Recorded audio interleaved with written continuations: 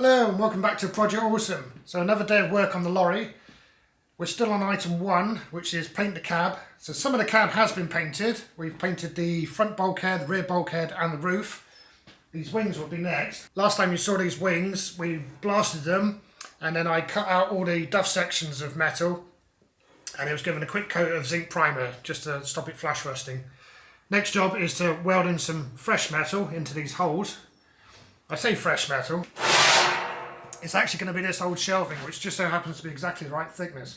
This wing's not too bad. We've got there on the top, and just a bit around the back here. This wing's got a bit more work on it, so we've got here, here, here on the top, similar really, but down here, there's quite a bit to do on this lower edge.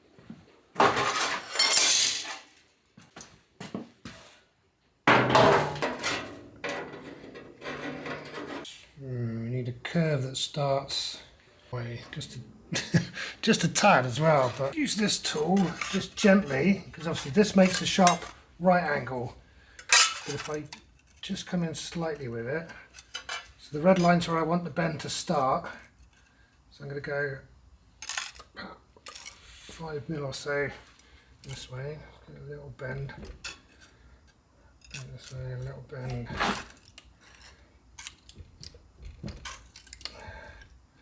Not going to be far off.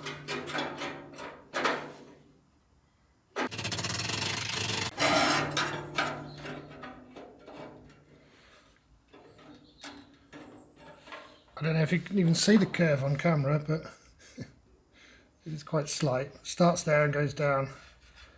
Yeah, I think that'll fit now. Good.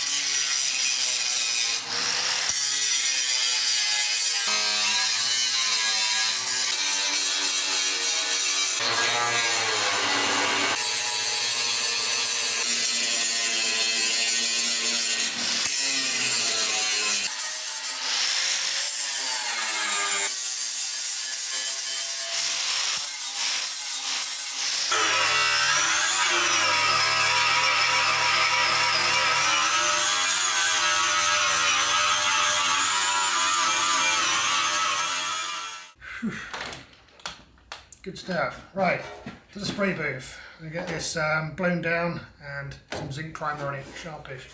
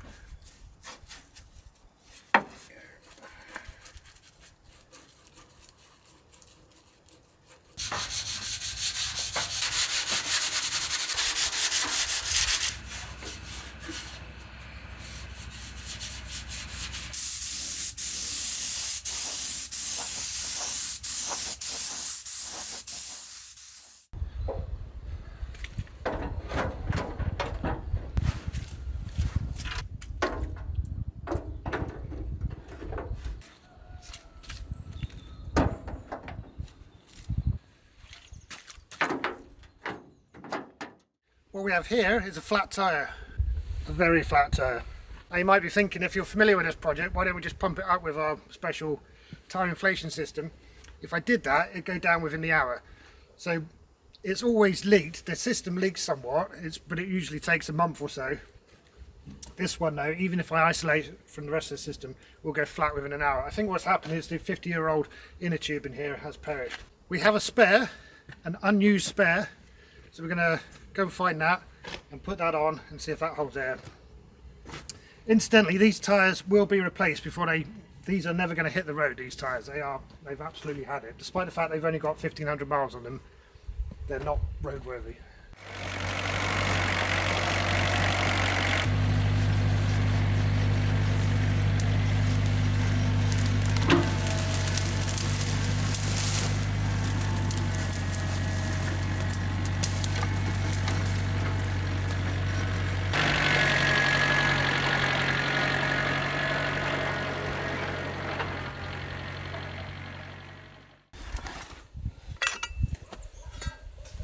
Work out how we can disconnect this from the hub.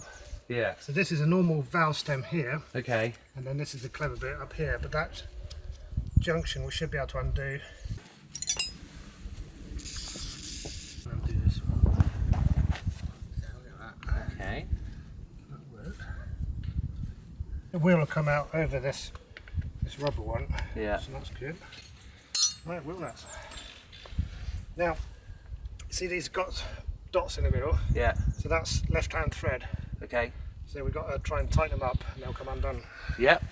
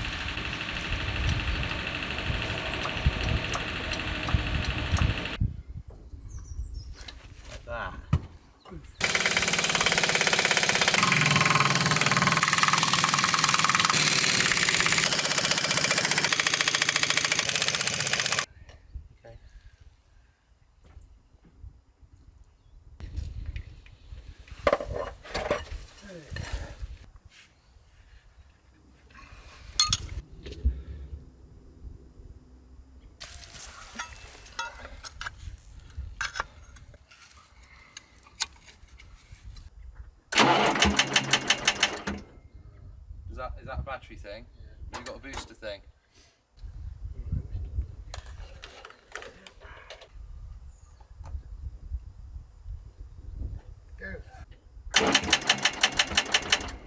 other battery.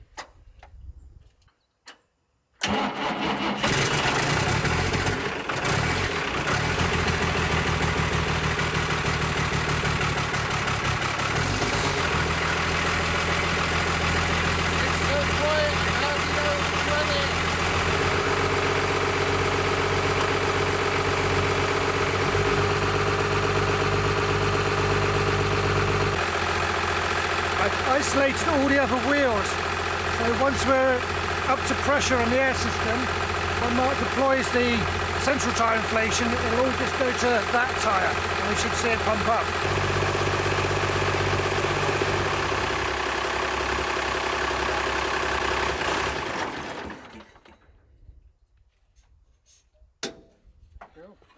That's good. So we then spent a few hours dismantling the wheel. As you can see, unlike a car wheel, these are made of several parts which lock together over the tyre. Now, before anyone gets excited, this is not the infamous Widowmaker design of wheel. It's actually a really nice and relatively safe setup. We have since done 3 more wheels and got quite an efficient process which uses the bulldozer for the hard work, but you'll see all of that in the next episode. Back to the bonnet now. So last time I was working on this, you'd see me cut this section off from here, this corner, and I was trying to replicate it using this, which I was trying to form into a curve using the world's worst shrinker machine. I've given up on that.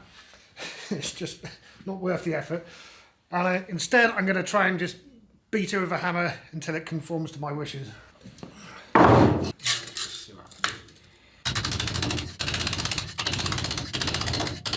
Well, it's already got more shape than the shrinker ever put into it.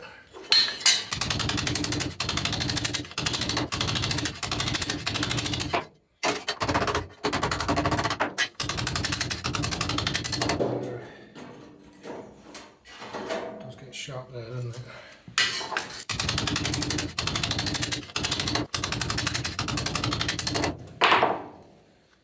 So I'm going to have to hit it on edge.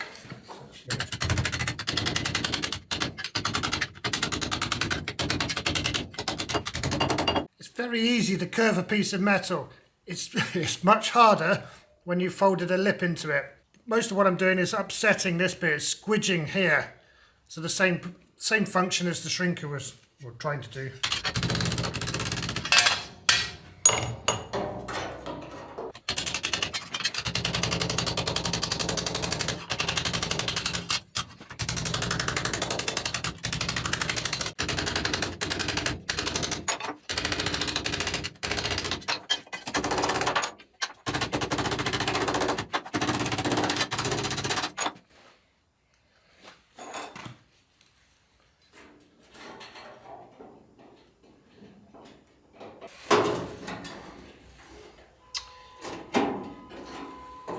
Nice.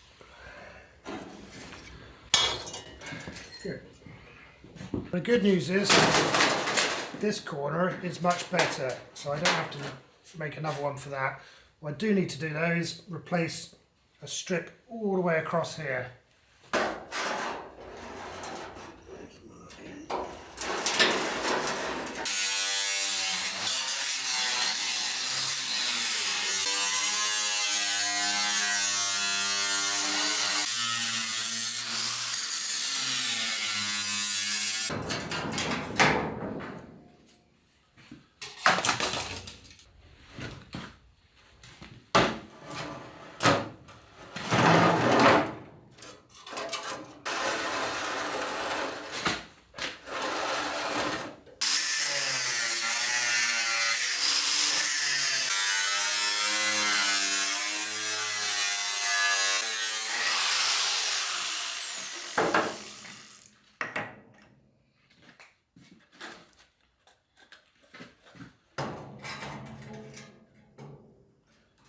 I've just given these two a quick clean up in the blasting cabinet. We'll tuck this one on in a bit and then see what we can do with that. First I'm going to get rid of this bit of reinforcement here. Just going the way.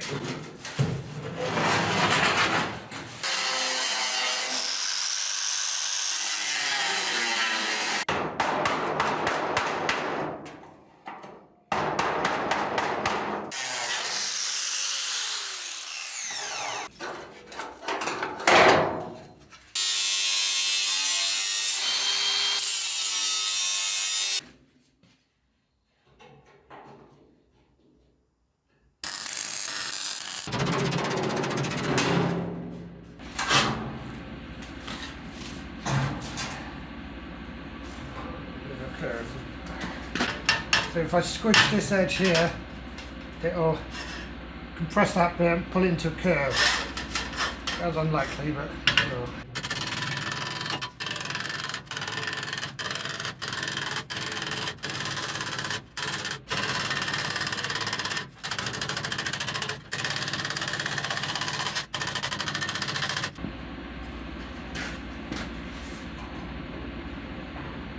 So we've got a nice curve on that now. It's a bit ripply there.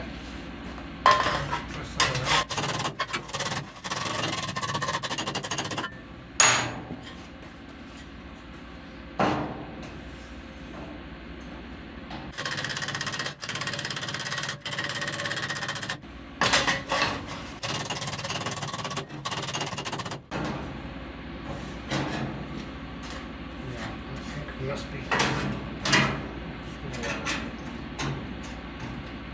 Yeah.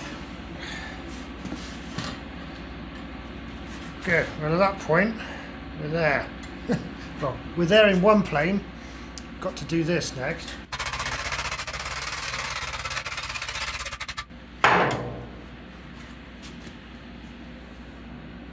Over after that.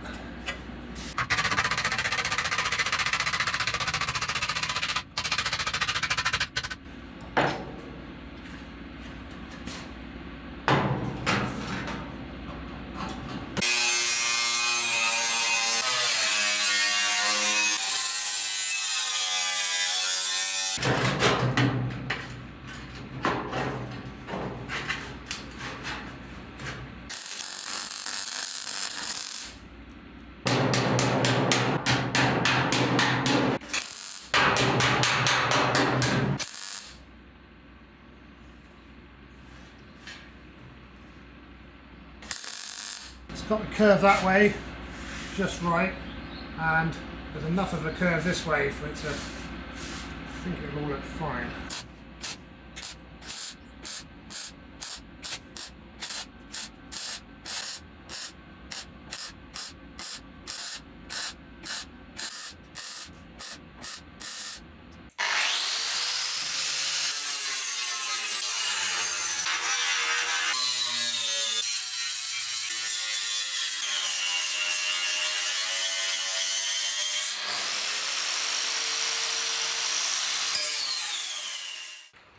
Right, there's still a lot of tidying up to do, but the structurally, the bonnet is done. There are still some holes in it, just a few, and I could weld those up, but we're really into a case of diminishing returns. Instead, I'm going to shot blast this and the internal reinforcement here.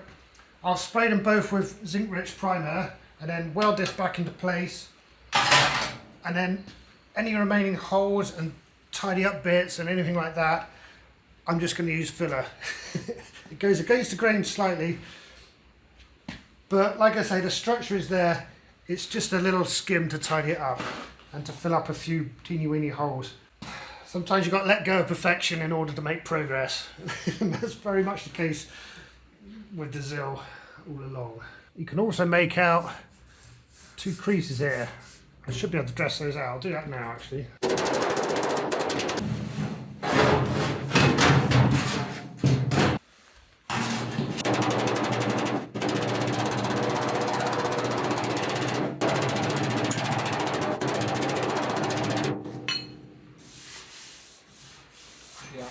Got it?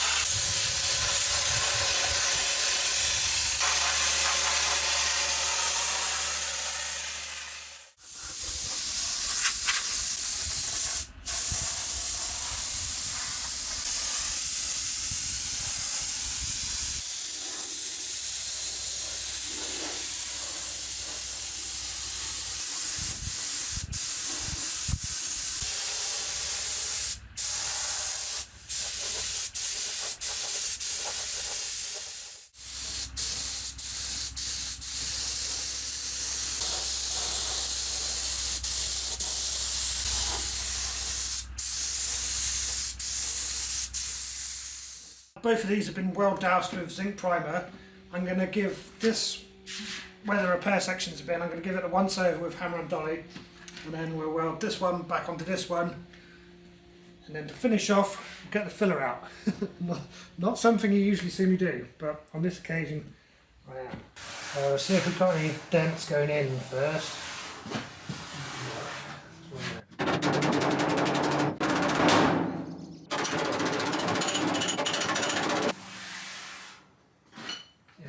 That.